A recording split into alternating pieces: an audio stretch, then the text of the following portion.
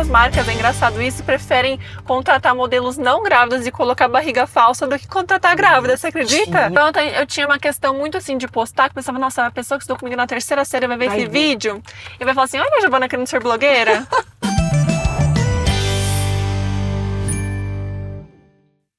Fala, turminha, estamos começando mais um episódio do Criança Mais Segura da Litet e eu tô chegando aqui já para pegar minha próxima convidada, uma mãe muito querida, mãe de 2, que é uma mãe modelo e uma modelo de mãe.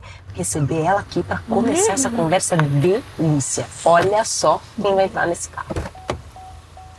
Olá, Giovana, muito bem-vinda! Prazer! O prazer é meu, super bem-vinda. Obrigada. Tá Sou pronta? animada. Tá pronta para esse passeio? Pronta e animada para Pra conversar. gente falar muito sobre segurança no trânsito E maternidade. e inseguranças da maternidade. Também. Acontece, né, gente? Bora? Bora. Então vamos. E eu tô muito empolgada porque eu quero saber muitas coisas sobre você. Bora lá, bora conversar. Primeira coisa, como era a Giovana antes da maternidade? Gente, sabe que completamente outra pessoa é uma coisa, né? Quando a gente vira mãe, a gente muda 100%, assim. Parece que eu viajava muito pra lá e pra cá, né? Eu era modelo, então do nada, você tá indo morar na China, eu ia. Nossa. Do nada você tá indo morar no Japão, eu ia. Mas é outra história, assim. Eu sempre quis ser mãe, então é uma coisa também que não me chateia, sabe? Porque tem muita gente, nossa, mas você não, né, você viajava tanto, você fazia tanta coisa, você não se sente meio chateada de não poder conseguir, né, não ter como mais ir. Eu falei, não, gente, tô aqui realizadíssima, eu sempre quis ser mãe, então estamos realizando um sonho aqui também, tudo sob controle. Quando você ficou grávida, você sentiu algum preconceito na sua carreira de modelo? Total. Eu acho que assim, a gente acaba não trabalhando muito já, porque assim, trabalhando com modelo, você já não... É tudo muito incerto, porque você só recebe quando você trabalha, né? Não tem um salário fixo. Então, eu já me vi muito preocupada, assim, no geral, de como ia ser esse momento da gravidez e o pós. Porque como é que meu corpo ia estar, né? A moda exige muito da gente em muitos sentidos. Então, a gente deixa de trabalhar, porque muitas marcas, é engraçado isso, preferem contratar modelos não grávidas e colocar barriga falsa do que contratar grávida. Você acredita? Mentira, não acredito nisso. Eu trabalhei muito mais com barriga falsa do que realmente com a minha barriga de grávida. Não acredito. Verdade. É uma coisa assim engraçada até. Então foi um momento assim de muita descoberta, de muito choque, assim, de não saber como lidar. E tem todo o processo da mãe voltar também a se sentir confortável de tudo, né? Eu no meu pós-parto ali, gente, eu nem sei quem eu era, quem dirá eu ir fotografar, me arrumar, fazer uma... Enfim, foi uma loucura, assim, mas deu certo no fim. E aí a internet cruza em qual momento o seu caminho? Então, eu já compartilhava da minha carreira, vamos assim dizer, de modelo, mas de uma forma nunca pensada realmente em ser o meu trabalho. Eu sempre pensei que eu ia continuar sempre trabalhando como modelo, nunca pensei em trabalhar com a internet. E aí, e eu sou uma pessoa muito tímida, assim, quando, sabe, de falar com os outros, enfim, no geral. Então eu tinha uma questão muito, assim, de postar, que eu pensava, nossa, a pessoa que estudou comigo na terceira série vai ver esse vídeo e vai falar assim, olha a Giovana querendo ser blogueira. Sabe como? Então isso me bloqueava muito, muito. E aí foi quando eu fui pro TikTok, que eu pensava assim, gente, ninguém que eu conheço tá aqui. Lá. É um lugar pra eu poder fazer o que eu quiser, que ninguém que estudou comigo na terceira série vai ver, sabe como? E eu continuei postando sobre a carreira de modelo, e aí eu comecei a contar mais como, no pós-parto, como que eu conciliava isso conseguir trabalhar, tipo, né, a maternidade com conseguir trabalhar. Como que funcionava? Porque a gente vê muita modelo, mas a gente não vê muita modelo que é mãe. Não vê. E aí, então, a galera tinha muita dúvida de como que funcionava justamente também os trabalhos durante a gravidez, o pós-parto, a cobrança do corpo. Então, eu comecei a ganhar esse público ali. E aí fui entendendo que eu poderia falar de alguma coisa além da moda. Então eu comecei a entrar no viés da maternidade e me afundei ali e amei, assim, me entreguei de bandeja pra falar sobre maternidade. E aí acabou que com o tempo eu senti que valeria mais a pena eu continuar nesse lado do que só trabalhando com um modelo, e aí eu parei, então, de trabalhar, assim, efetivamente, né, com o meu DRT de Sim. modelo atriz, Sim. pra trabalhar com a internet, falando sobre a maternidade, e aí ainda falando sobre moda, mas, né, no meu dia a dia, não como um trabalho em si, de, né, fotografia e tudo mais.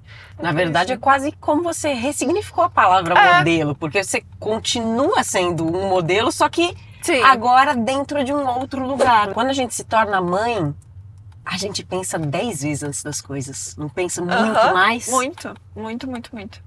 Por exemplo, eu quando engravidei a primeira vez, vou comprar qualquer coisa, eu falo assim, gente, qual? Qual e por quê? Por que esse? Por que não o outro? Por que esse é melhor que o outro? Por que esse tá esse valor e esse tá... Sabe, tipo assim...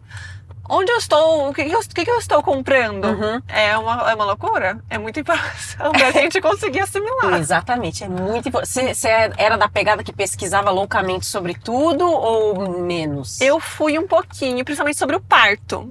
E aí eu comecei a pesquisar tanto que eu falei assim, gente, se eu pesquisar mais alguma coisa eu vou ficar louca. Chega. Vou ficar neurótica.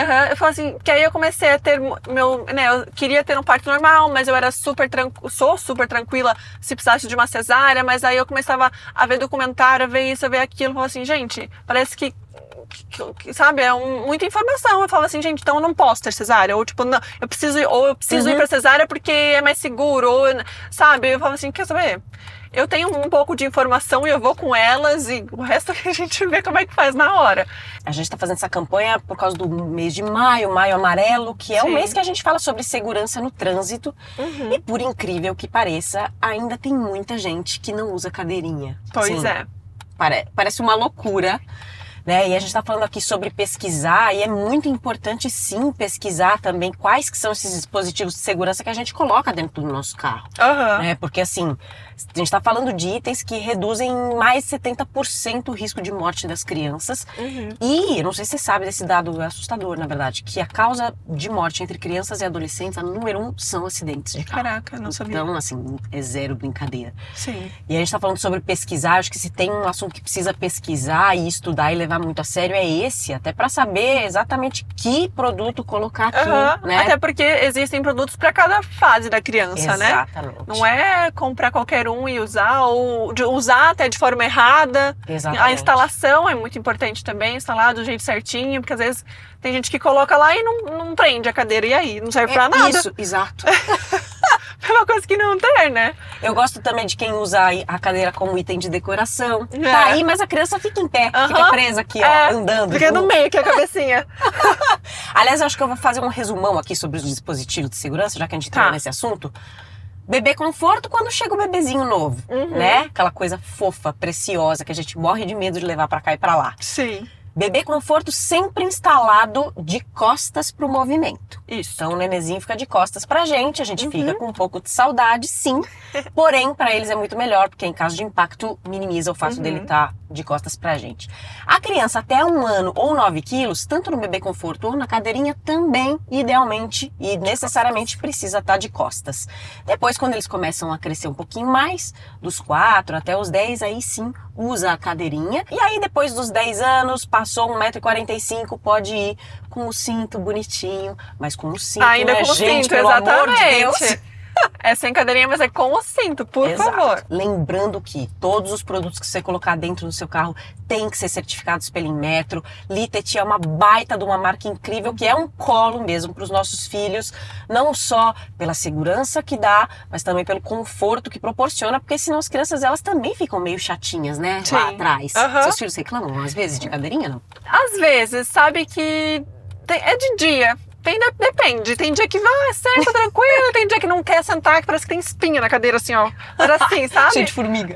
Mas não dá. É inegociável. Eu acho que tem coisas na maternidade que a gente pode relevar, mas tem coisas que são inegociáveis. A cadeirinha é inegociável. Tem que sentar na cadeirinha, tem que botar o cinto, porque também tem isso. Às vezes eu quero sentar, mas eu quero ir sem cinto. Não. É na cadeirinha, é de cinto, só vai soltar o cinto quando chegar, só vai sair quando chegar. Não tem o que fazer. É isso. O máximo que às vezes acontece é eu ter que ir espremida no meio das duas cadeirinhas. Tudo bem, vai. E no fim das contas, né, o carro ele é um super ambiente assim de convivência familiar, né? A gente tá muito pertinho lá e é isso, tem que se desdobrar na criatividade. Eu tenho um montão de lembranças. Não sei se você tem lembranças de infância assim com a sua família no carro, você tem?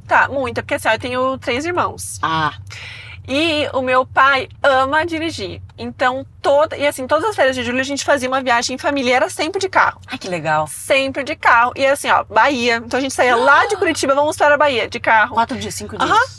Goiás, a gente fez, assim, ó, muitos lugares. Rio de Janeiro, que ainda não é tão longe, né, quanto a Bahia pra gente ir de carro, mas a gente sempre viajava de carro. Então, era sempre eu, meu pai e minha mãe. E aí, geralmente, meu pai tinha van. Pra caber todo mundo, já era van, entendeu? Que ótimo. Era 8 lugares, então... Era van de verdade, assim, van. Então, aí sempre tinha mais alguém, porque meu pai não estava satisfeito se tivesse banco sobrando. Então, às vezes era avó, às vezes era primo, dependia, mas sempre eram 8 pessoas. A gente já ocupava metade da van, mas o que sobrava de assento tinha mais alguém viajando com a gente. E ia pra lá e pra cá de carro toda hora. A gente tinha casa na praia também. Então, no final do ano sempre ia, voltava pra praia. E férias de julho é oficialmente sempre uma viagem meio longa pra algum lugar aí de van. A família toda, mas Que era bem legal. gostoso. E os seus filhos, eles têm quantos anos de diferença entre eles? 2,5, exatamente 2,5. Ambos planejados? Ambos planejados. Assim, um planejado que eu digo, a gente sempre quis ter filho, então chegou um momento que a gente falou assim, vamos ter mesmo? Aí eu parei de tomar a pílula, com 11 meses exatamente, eu engravidei da Catarina, mas não, sempre foi uma coisa assim, muito tranquila, a gente não ficava, quando que eu tô ovulando, vamos, sabe? Era, tipo assim, Relaxado. a gente quer ter, então não precisa tomar pílula, Perfeito. em algum momento vai vir uma criança. E a gente também, quando já tinha a Catarina, a gente sempre pensou, na verdade, em ter 3 filhos, mas a gente já desistiu do terceiro. Porque, né? Aí a gente sempre pensou porque a gente queria ter essas crianças próximas. Claro. Então, a gente pensou assim, vamos ter, mais ou menos, quando tiver 2 anos, a gente começa esse processo de novo. E ele tá com 1 ano e 2, Ai, que bonitinho. e ela vai fazer 4 já em julho. E essa falácia do segundo filho é mais fácil, é verdade ou é fake news? Eu acho que é mais fácil, mas não é nem que a criança é mais fácil, eu acho que a gente tá mais tranquila e mais confiante no que a gente faz. Sabe aquela neura de conferir se tá respirando? Sim. No segundo filho não tem isso, sabe? A gente sabe que tá respirando. Eu vou dormir, eu vou descansar um pouquinho, porque eu sei que tá dormindo, tá tudo bem. Não consegui amamentar ele, né? Então, isso foi uma coisa, assim, que eu acho que foi a mudança mais radical do primeiro filho pro segundo, foi porque eu não soube lidar, assim, com... E agora? Como é que eu faço? Enfim. Mas de resto, gente, é a mesma coisa, só que um pouquinho mais fácil. E você não teve leite? Não tive. Eu também não tive. Na Catarina eu tive, assim, eu cheguei a doar leite quando Olha ela só! era recém-nascida.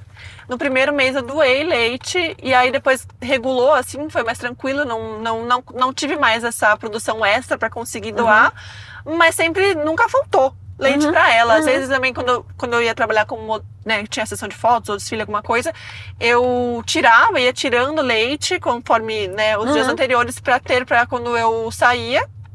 Mas pra ele, já no hospital, eu já senti dificuldade. E aí eu não sei se tem relação, mas eu senti... Já assim, quando eu tive a Catarina, meu peito aumentou muito, durante a gestação já. E no pós-parto ele tava, meu Deus do céu, gigantesco. Com ele, já na gravidez não cresceu tanto meu peito. Só.